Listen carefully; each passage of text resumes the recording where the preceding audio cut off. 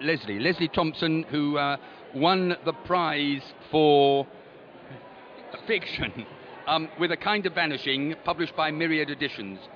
Leslie, tell me about the book. Well, I suppose it's a crime thriller. It's also been seen as an ordinary literary fiction. It's about a little girl who goes missing in 1968 while playing hide and seek, and she's never found again. And the novel takes place in 1968 and at the turn of the century, 1999, when we look at where the people are now, who were her relations and what's happening, what's the effect on them, and the child is still missing and the mystery is yet to be solved. And tell me about Myriad Editions. Myriad Editions is a dynamic, independent publisher who make brave decisions, and they're a locally based company in Brighton, but they have a national reach. And I think they're one of the exciting things about publishing at the moment, where we are actually seeing these new independents coming up with new ideas and willing to put time into their backlist, because I was published 3 years ago with them and they still promote me, which is not usual these days with most publishers. Your window of opportunity is quite short. And I've been published by a mainstream press in the long distant past, and so I find it a very refreshing experience to work with them. And are you about to write something else, or? Yes, I'm writing something at the moment. I'm about halfway through it, and I'm going to give it to my agent towards the end of the summer. Excellent. Thank you very much, Leslie, and congratulations. Thank you. Thank you. I'm about to talk to Jane Wenham-Jones, author of Wanna Be a Writer, published by Accent Press Limited. Well, I'm writing magazines Agony Aunt, and I've been running a column there for a few years, giving advice to people about their various writing dilemmas. And the column was going really well, and I thought I might write a whole book about it, because so many how-to write books are very bossy and, worthy, and they tell you you must do this and you mustn't do that. So I wanted to sort of have a humorous take on it and talk about the things that nobody else has ever talked about, things like writer's bottom, stress. And is it your first book? No, it's my first non-fiction book. I've written 3 novels previously. And the 3 novels were published by? Transworld and Accent Press. And Accent Press is based where? In Wales. Excellent. Thank you very much and congratulations. This is Alan Brown, author of Lover Duck, which is published by? Gulain Publishing in the UK. And tell us about Lover Duck. Oh, Lover Duck is a plastic bath toy. It's a story for 3-4-year-olds. The Lover Duck goes on adventures, strays far from home, but he returns home safe and sound in the end.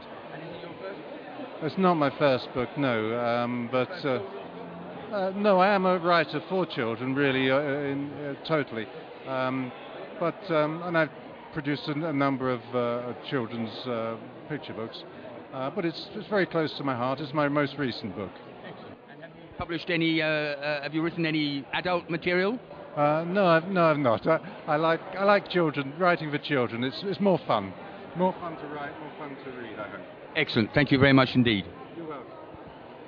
This is Susan Morris, author of Freetha's Summer, published by M Press Books Limited. Susan and I go back a long way, actually, because we both knew each other at Oxford University. Susan, tell me about Freetha's Summer. Yes, well, it's a story for children, sort of 9 to 12s was my intention, but in fact I know that younger and older and even grown-ups have read it. It's set in Cornwall because that's where I live now, and it's sort of, I was attempting to combine a family story with a bit of an adventure story, and it's hopefully fairly up to date. It's about kids who are minus not 1 dad but 2. Surfers, it's about smuggled artifacts from the Eastern Bloc and a bit of danger for the children thrown in. And you also do some creative writing teaching? I do, yes. I was teaching for about 30 years in a college down in Cornwall, and one of the things I taught was creative writing. I've retired now, so I've got more time for writing. And is there another book in the pipeline? There's another book in the pipeline. This coming one is for the grown-ups. Excellent. Thank you very much indeed, Susan. This is Preston Rutt, author of Tortoise versus Hare. The rematch, I'm sorry. Preston, tell us about the book. It's the long-awaited rematch between Tortoise versus Hare, where Hare gets his opportunity to set the record straight. And published by? published by the wonderful Meadowside Children's Books. And where are they based? They're based just down the road in Fleet Street. And do they publish mainly children's books? Yes, mainly children's books, picture books, and also teenage fiction too. And is this your first children's book? It's actually my second children's book, after Captain Yellowbelly, The Tale of the Terrible Pirate. And who was that published by? Also by Meadowside. Excellent. Thank you very much indeed. My pleasure. Thank you for having me. This is Jane Josso, author of Soothing Music for Stray Cats, published by Alchemy. Jane, hi. Hi, Tell nice us to about meet the you. book. Soothing Music for Stray Cats is written in the first person as a young northern man, and it's a predominantly life-affirming story about a young man who works out his troubles by engaging with both literature and popular music. Is it your first book? It's the first I have published. It's the fourth that I have written.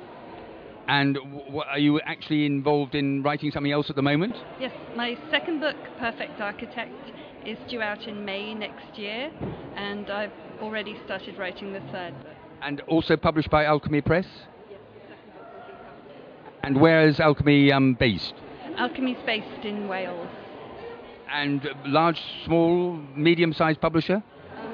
Alchemy is a small imprint inside a larger Welsh publisher.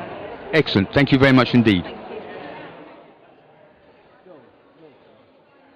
Brett. This is Brett Allegri-Wood, the author of 3+1 Plan, The Insider's Way to Achieve Financial Freedom with Just 4 Properties, which was the winner of the Non-Fiction Prize, published by Delancey Press. Brett, good to meet you, good to see you. Tell us about the book.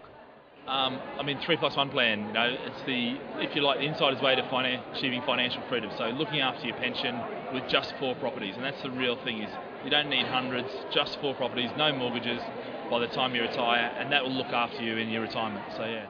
And I think you run your own company dealing in that sort of work. Yeah, absolutely. Yeah, I mean, we've got 60 staff, you know, in Australia and over here, in the UK. So, you know, it's a great business, and what we do is we support people to actually achieve that, you know, the 3+1 Plan, I guess. And I believe that thanks to Delancey Press, your book is selling all over the world. It is actually, yeah, absolutely. It's doing very well. In fact, I spoke to some people from Hong Kong this morning, which is great. Excellent news. Well done. Thanks very much indeed. Cheers. Bye. This is Susan Everett, author of Crazy Horse, published by Root Publishing Limited. Susan, you've also won the Carl Foreman Screenwriting Award. Yes. Tell me about that.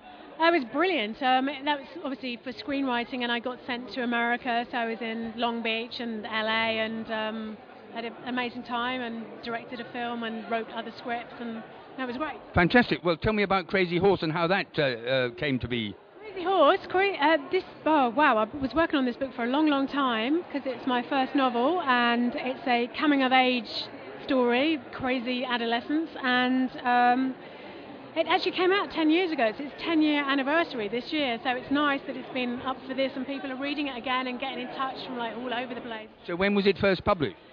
2000. So it's been out for 10 years? 10 years.